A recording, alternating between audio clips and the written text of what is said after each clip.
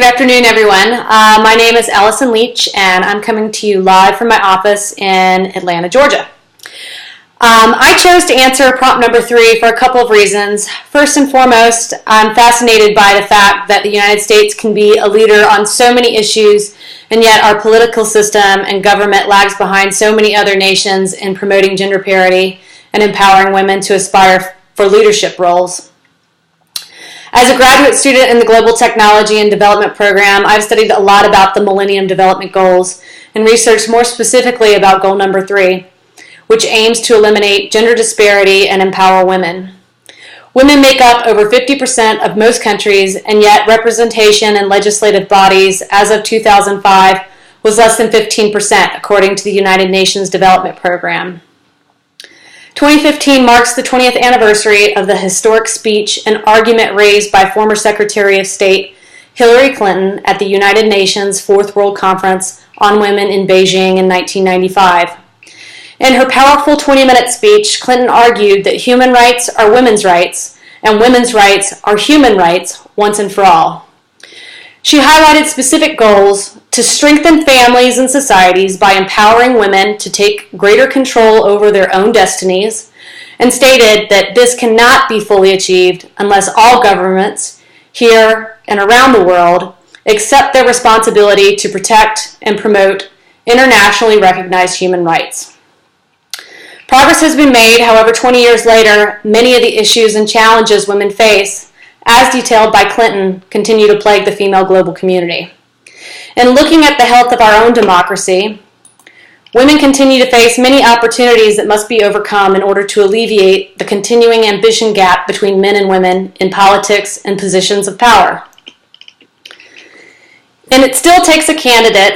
Wallace and Fox tell us that the gender gap in females' political ambition results from traditional socialization that is ubiquitous in U.S. culture, and is a direct result of traditional family role orientation, the existence of masculine ethos, and gender psyche. Ultimately, we are socialized from a young age with a deeply ingrained imprint that propels men into politics but relegates women to the electoral periphery. In Rainbow Murray's book, Cracking the Highest Glass Ceiling, a global comparison of women's campaigns for executive office, we learn that gender stereotypes and media frames equate to double binds for women running for office that are certain to present major challenges. The book examines several international women's attempts at seeking higher office and compares the media's treatment of their campaigns against their male counterparts. Ultimately, what is revealed is that women running for executive levels of office almost always are subjected to being framed by the media in ways that undermine their agency and almost always result in the reinforcement of gender stereotypes at a detriment to their campaigns. We have to ask ourselves, what are the ways and roles of women in international politics, and how do they shape, impact, and affect changes in the human rights discourse surrounding women and gender issues? Women and children make up the lion's share of the world's poorest communities and are lacking the most in terms of basic human rights, which includes access to education, opportunities for equitable employment, and the ability to pursue and obtain positions of power in government. Women and children in these poor communities are one of the primary reasons we need more female representation in international and national politics. Studies have proven that without having female representation in policymaking, oftentimes issues concerning women and children are not brought to the table or even considered. In addition to that, healthy government organizations need descriptive representation, women representing women, African Americans representing African Americans, in order to foster substantive representation in which constituents believe that their legislators are actually doing more to act on their behalves because they understand how issues will affect them personally. There are several schools of thought and argument that scholars have identified for the justification and inclusion of women in structures of power and the requirement for gender balancing in politics. The two most common are intrinsic and the instrumentalist argument. Intrinsic ideologists like Clinton argue for equal participation of women in politics from the human rights perspective. Women constitute half the representation in world democracies. women constitute half of the world population, therefore it is only fair that they should have equal participation and representation in world democracies. Instrumentalists argue for greater female participation on the basic premise that men and women are different.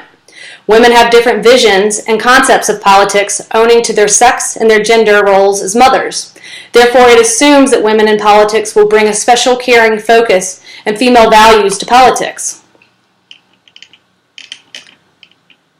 While there is much debate in the international community surrounding female political representation and female agency, what is absolutely clear is that women must be included in politics. I personally subscribe to the intrinsic perspective and, like Clinton, believe that it is a matter of basic human rights. What must be understood and overcome is the glaring challenge of female agency and women in politics based on the context that historically democracies have better served men and have limited female participation from its inception in ancient Greece and continues on in our modern era.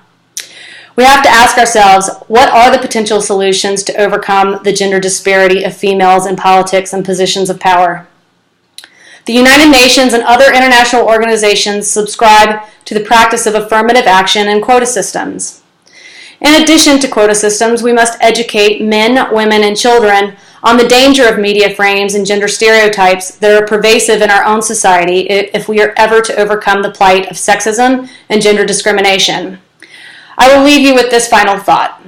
In 1994, Gloria Steinem wrote, "Gender is the remaining caste system that still cuts deep enough and spreads wide enough to be confused with the laws of nature." And sadly enough, this appears to be true 21 years later. Thank you.